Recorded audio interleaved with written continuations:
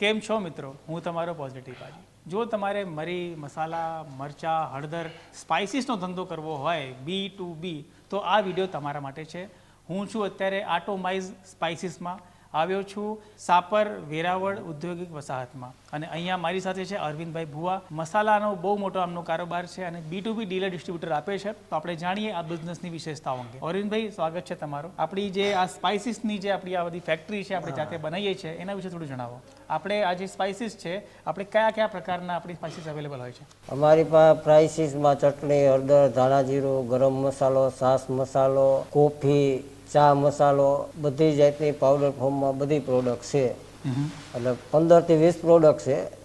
અને ઘઉંમાં પ્રોડક્ટ છે, આટાની પ્રોડક્ટ છે.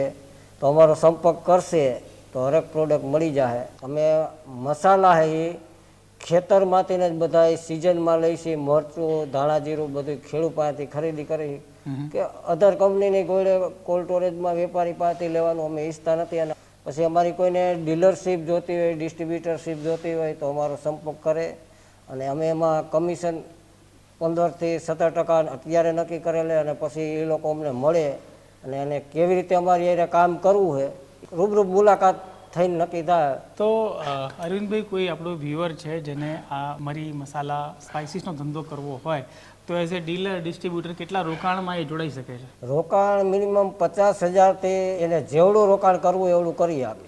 આ એવું તો નથી કે ભાઈ 50,000 નો માલ લીધો ને પાછો નથી મળવાનો. તો વાર મંથલી, યર જેવી રીતે એને લેવું હોય તો એ એવી રીતે પ્રોસેસ કર્યા રાખે ને લઈ આવે. એના માટે એને નક્કી કરે અને કંપની નક્કી કરે. બે કુરિયર ટ્રાન્સપોર્ટથી માલ મળતો રહીએ અને વેચા રાખવાનો હોય. ઓકે.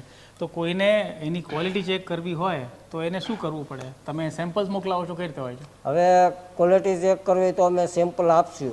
જે પ્રોડક્ટ કીધું એના સેમ્પલ આપશું, ક્વોલિટી ઓકે કરાવશું. જે પણ એને હશે એનું સોલ્યુશન થઈ જાવ. એક્સપોર્ટ કરવું હોય છે તો એ જે રિપોર્ટ માગશે કે કન્ટેન્ટ સાથે રિપોર્ટ મારે જોઈશે તો એ આપશું. પ્રોડક્શન કર્યું એ આપશું. પ્રોડક્શન નંબર આપશું કે ભાઈ આ નંબરનું એક આ બેન્ચ નંબર આપશું કે આ 2 નંબરનું હતું, 3 નંબરનું. જે અમારો બેન્ચ નંબર હાલતો હોય છે એ અમારા પેકાટ માટે હશે જ. એ લોકોને ખ્યાલ આવી જ જાય કે આ કંપની આ મહિનામાં પ્રોડક્શન કરેલું છે, પ્રોડક્શન રિપોર્ટ હશે, બધું આપશું. તો આપણા જે મસાલા અને જે મરચાં અને હળદર ને હિંગ આ બધું છે, તો એની ગુણવત્તા કે એની ખાસિયત શું છે?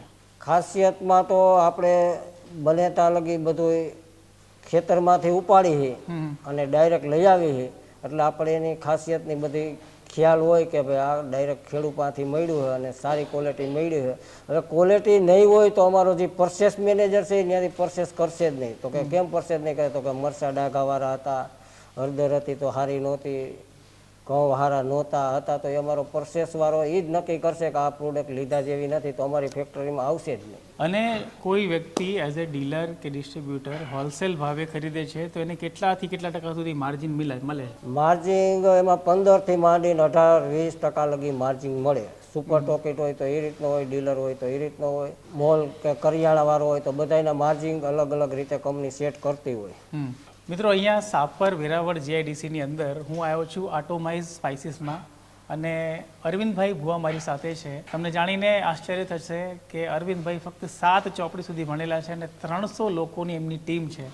તો અરવિંદભાઈ, આપણને જે દર્શકો જોઈ રહ્યા છે એ લોકોમાંથી ઘણા બધા એવા છે જેને ધંધો કરવો છે પણ ભણેલા નથી. હવે મારો વિષય તેવો હતો, હું આજ પેલા નોકરી કરતો હતો. નોકરી મેં 7 વર્ષ કરી. પછી મને વિચાર આવ્યો નોકરી કેટલા દી કરશું. પછી મને એવું થયું કાંઈક આપણે ચાલુ કરવું જોઈએ. તો અમે સીટ મેટલ પેરપાટથી ચાલુ કર્યું હતું. તો અટાણે પ્રાઇસીસ મશીન 7 વર્ષ થયા બનાવી અને 10,000 કસ્ટમરને મશીન આપી શક્યા. એમાં પ્રાઇસીસમાં બધાય છે. તો હરેક મશીનનું બી મારું ડેવલપ કરેલા છે. પછી અમારી ટીમે કસ્ટમરને સેલ કરેલા. તો કોઈ કસ્ટમરને હેલ્પ જોતી હોય કે ક્યાંક અટવાણા હોય તો મને પૂછે અને એ ટાઈપના હું મશીન દઉં છું તો એનું સોલ્યુશન 100% થઈ ગયું. એમાં પ્રાઇસીસ હોય તો ભલે, મસાલા હોય તો ભલે, અને કેવી રીતે પીસવું. અને ત્યાંથી પછી કેટલાય કસ્ટમર લઈ ગયા છે અને એ અટવાણા હતા તો એને ક્યાં સેલ કરવું એનો આઈડિયો અમે આપેલો છે કે ભાઈ આવા ઠેકાણે સેલ કરવું જોઈએ. તો કે મારી પાસે પેકિંગ નહોતું તો અમે એવું કીધું હતું કે ભાઈ તમે મોલ ને દુકાન પેકિંગ વગેરેનું નહીં લે તો તમે રેસ્ટોરન્ટ ને એવા લ્યો, ડાયરેક્ટ યુઝર લ્યો. મોટી કેન્ટીન હોય, મોટા કેકલેસ વાળા હોય તો તમે એવા પકડો. તો જોયો મિત્રો, તમે આપણી સાથે હતા આજે અરવિંદભાઈ ભુવા, જે ફક્ત 7 ધોરણ સુધી ભણ્યા છે અને એમના મસાલા અને મસાલા પીસવાની મશીનો દેશ દુનિયામાં ઘણે ઠેકાણે લાગે છે અને ઘણા લોકો એમના મશીનો વાપરીને બહુ સારી ઇન્કમ મેળવી રહ્યા છે. તો આવા જ ધંધાના સારા વિડીયો જોવા માટે ફોલો કરી લો પોઝિટિવ પાજીને અને જોડાયેલા રહો. Thank you.